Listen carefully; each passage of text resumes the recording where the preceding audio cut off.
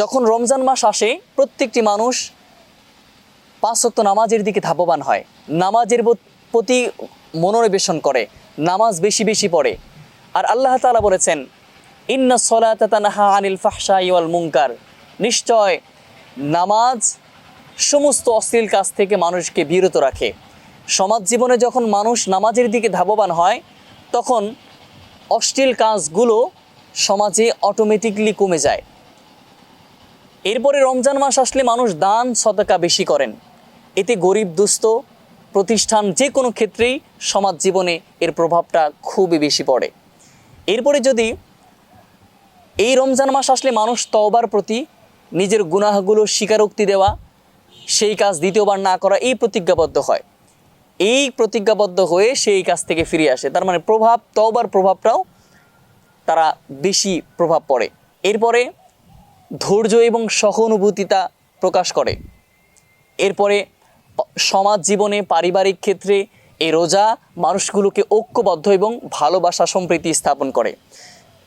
সারাদিন রোজা রাখার ফলে যখন একজন ব্যক্তি সারাদিন রোজা রাখার ফলে ইফতার নিয়ে সামনে বসে, পরিবার নিয়ে সমস্ত মানুষগুলোকে নিয়ে বসে, সমাজের মানুষগুলো মসজিদ ভিত্তিক যে ইফতারের ব্যবস্থা করে, এতে করে একসাথে বসে ইফতার করা, এটা সমাজ জীবনে পরিবারের ক্ষেত্রে অনেক ভালোবাসা এবং সম্প্রীতি স্থাপিত হয় এবং ভালোবাসা বৃদ্ধি পায়, ঐক্য ধরে রাখে।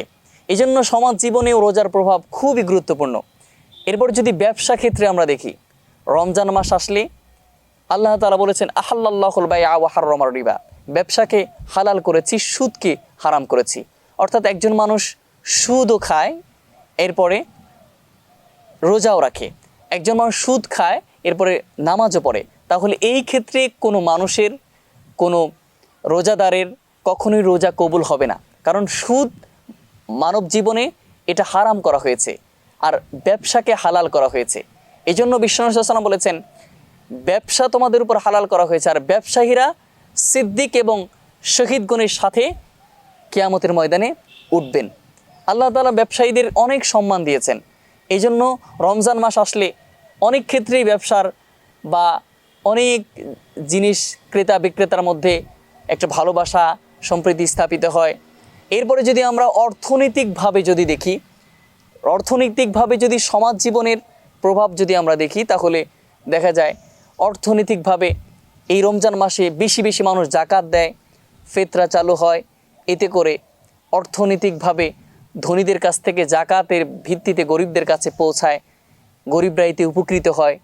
এরপরে অনেকভাবেই অর্থনৈতিকভাবে চাঙ্গা হয়।